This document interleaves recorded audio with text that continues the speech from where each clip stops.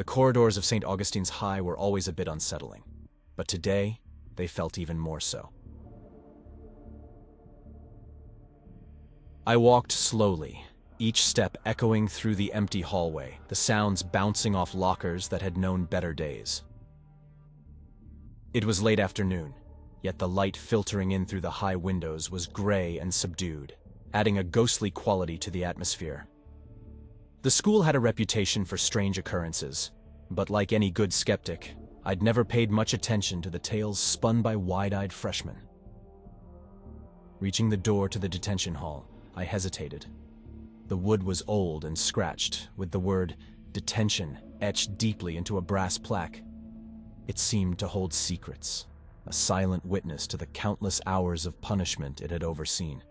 Pushing it open, the door groaned on its hinges, a sound that sent shivers down my spine. Inside, the room was stark and dimly lit, with a row of desolate desks and chairs. At the far end sat Mr. Holloway, the detention supervisor. He was a peculiar man, an enigma wrapped in the rumors that filled the school. There was something about his presence that commanded attention. Perhaps it was the way his eyes seemed to hold 1,000 untold stories, or the eerie calm that surrounded him. He looked up as I entered, his gaze sharp and piercing. "Felix," he greeted me, his voice a low rumble that seemed to resonate in the very walls of the room. I approached his desk apprehensively, my footsteps muffled by the threadbare carpet. He slid a piece of paper across the desk towards me. It was old and yellowed, the edges frayed, as if it had been handled by many before me. "These are the rules of detention," Mr. Holloway said solemnly. "They are not suggestions. They are imperative for your well-being." I took the paper, my eyes scanning the list. Rule 1.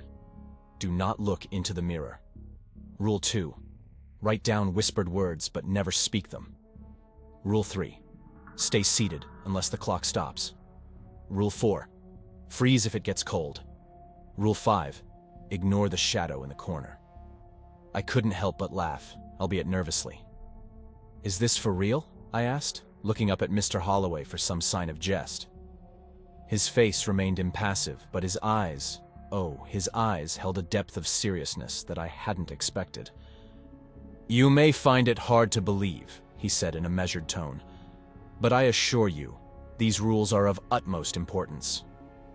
As I opened my mouth to question further, he stood up, signaling the end of our conversation. "Remember," he said, his voice taking on a grave tone, "the less they know, the safer they are. I'm sorry." With that, he left the room, the door closing with a soft yet definitive click. I was alone, the list of bizarre rules in my hand, and a growing sense of unease creeping into my thoughts. Maybe there was more to St. Augustine's High than I had been willing to admit. Left alone in the detention hall, the weight of silence settled around me like a thick blanket. The room was a stark contrast to the vibrant chaos of the school corridors, its walls bare except for a few old, faded posters about responsibility and respect. The air felt stale, as if it had been trapped within these walls for far too long.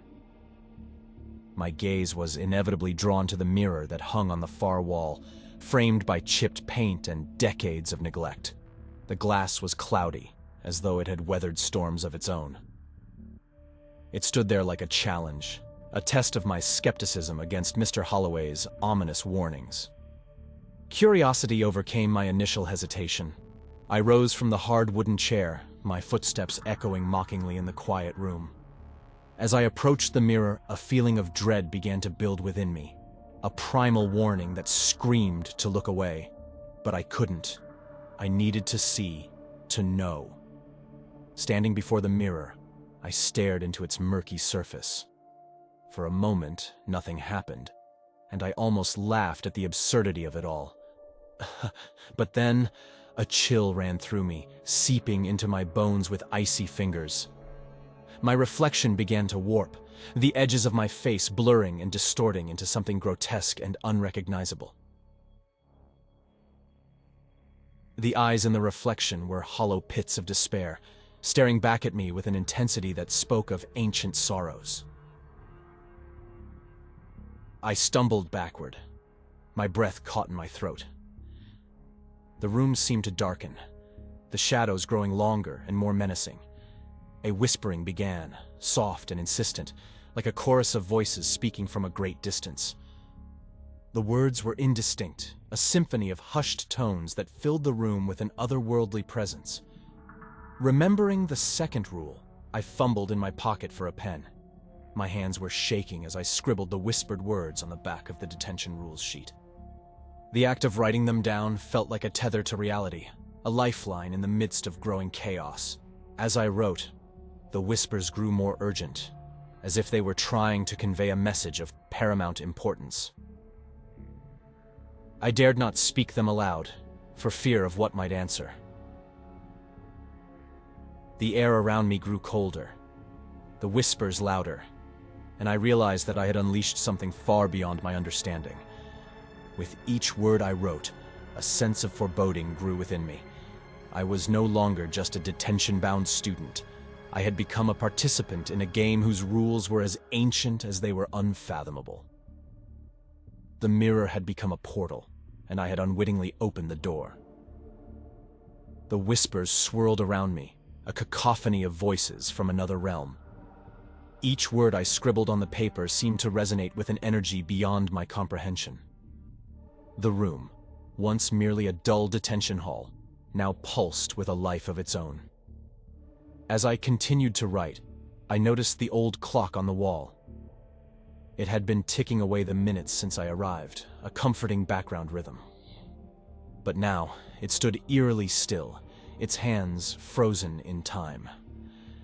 I remembered Mr. Holloway's third rule: stay seated, unless the clock stops. With a deep breath, steeling my nerves, I pushed the chair back and stood up. The room seemed to hold its breath with me. The air grew colder, a frigid chill that seemed to seep through the walls. I recalled the fourth rule: freeze if it gets cold.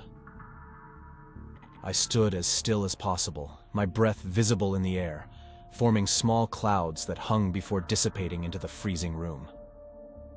Out of the corner of my eye, I saw it, a shadow in the far corner of the room.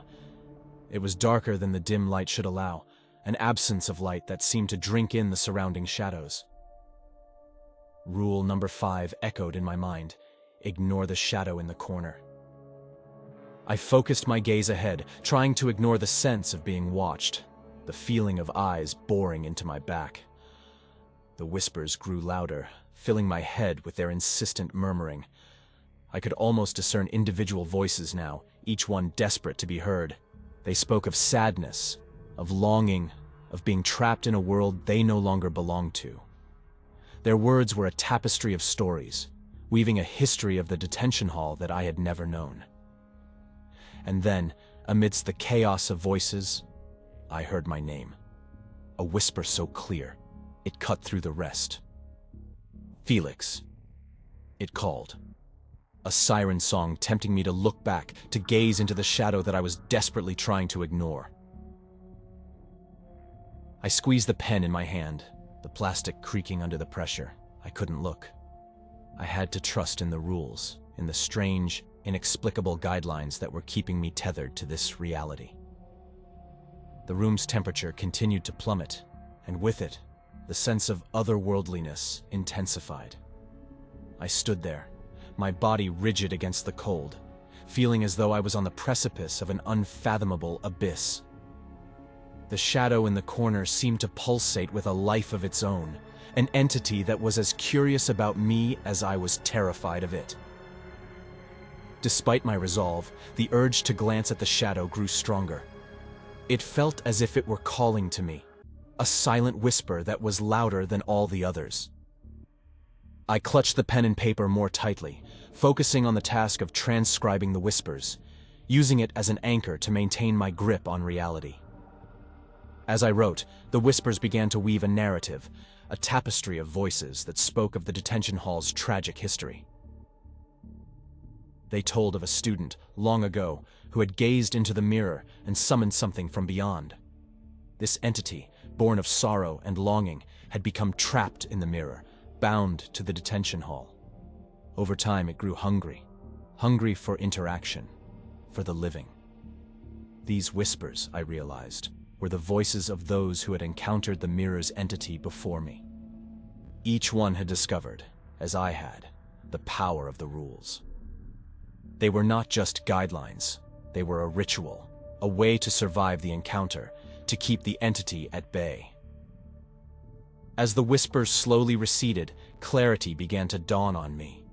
I needed to use the rules, to understand them not just as words on paper, but as tools, as weapons against the entity that now seemed so intent on drawing me into its world. With each word I wrote, I felt a growing sense of empowerment. I was playing the entity's game, but on my terms. The rules were my playbook, and I was slowly mastering them. The shadow continued to linger at the edge of my vision, a presence that was both terrifying and pitiable. It was a prisoner, just as much as it was a warden. And as I continued to write, to pour the whispered words onto the paper, I felt a shift in the atmosphere. The room grew lighter, the air warmer. And then, as suddenly as it had all begun, the whispers stopped. The shadow receded, melting into the wall until it was gone. The room was just a room again, the mirror just a mirror. The spell was broken, but the echo of the whispers lingered, a reminder of the thin veil between our world and the one that lay beyond the mirror. With the cessation of the whispers and the retreat of the shadow, the detention hall regained a semblance of normalcy. However, the air still hummed with a barely perceptible energy, reminding me that the entity was merely biding its time, watching from its glassy prison. The room now felt smaller, as if the walls had inched closer during the ordeal. The stopped clock had resumed its ticking, marking the passage of time once again. The ordinary sound was a comfort, a reminder of the world outside this haunted room. I glanced at the list of rules, the paper now creased and damp from my sweaty grip. They were more than arbitrary directives. They were a lifeline that had kept me anchored through the supernatural storm. I had to understand them, to internalize their meaning if I were to outlast this detention. My gaze drifted to the mirror, now seemingly innocuous, its surface still and unthreatening. The entity had retreated, but I knew it was still there, lurking in the depths, waiting. It was a predator, and I had become part of its game, a game that I had to win. I sat back down, my eyes never leaving the mirror. The entity had tried to break me, to draw me into its world with whispers and illusions. But I had held firm, clinging to the rules as a shield against its influence. Now, it was my turn to make a move in this chess game of the supernatural. As the minutes ticked by, I felt a growing sense of control. The entity was powerful, but it was also bound by the rules, just as I was. It could whisper, frighten, and manipulate, but it could not force me to break the rules. This realization emboldened me. I had found the entity's weakness, and with it, a way to survive. I continued to sit, the silence now my companion, as I waited for the detention to end. The rules had become a part of me, etched into my memory. They were my strategy, my defense against the darkness that lurked just beyond the veil of reality. As the clock neared the end of the detention hour, I felt a sense of triumph. I had faced the unknown, the whispers of the lost, and the gaze of the entity, and I had emerged unscathed. The game was not over, but I had survived this round, armed with the knowledge and the power of the rules. The final minutes of detention ticked away in a surreal calm, the earlier chaos now feeling like a distant dream. As the clock's hands inched closer to my liberation, Mr. Holloway re-entered the room. His eyes, those deep wells of unsaid stories, fixed upon me with a look that was part admiration, part pity. "You've done well, Felix," he said softly, closing the door behind him. The sound seemed to mark the end of an extraordinary experience, rather than just another hour spent in detention. I stood up, the list of rules clutched in my hand, feeling a mixture of relief and newfound respect for the supernatural forces I had just encountered. "Mr. Holloway," I began, my voice steady despite the whirlwind of emotions inside me, "what happened here? Why these rules?" He sighed, a sound heavy with years of hidden burdens. "Many years ago, I was a student like you, skeptical, curious, reckless." He paused, his gaze drifting to the mirror. "I broke the rules, looked into that mirror without understanding its power, unleashed something ancient and malevolent." His words hung in the air, painting a picture of a past filled with regret. It trapped a part of me in that mirror, a part that remains bound to this hall. The rules. They came later, a way to contain what I had released. They are a barrier, a set of instructions to keep others safe from my mistake. I listened, absorbing the gravity of his story. The entity in the mirror, the whispers, the shadow, they were all consequences of a curiosity much like my own, but one that had ventured too far into the unknown. But why me? Why pass these rules on to me? I asked, a sense of unease creeping into my voice. Mr. Holloway's eyes met mine, and in them I saw a flicker of the same fear I had felt. "Because knowledge has a price," he said quietly. "You've seen beyond the veil now. You understand the power of the rules. You're a part of this, Felix, whether you wanted it or not." His words settled on me like a heavy cloak. I had sought to challenge the rules, to prove them wrong. But instead, I had become their guardian, a keeper of a dark secret that lurked within the walls of the school. The bell rang, signaling the end of detention. I walked out of the hall, the list of rules now a part of me. The school's corridors were the same, but I was not. I was changed, forever linked to the detention hall and its hidden truths. I understood then that knowledge was not just power.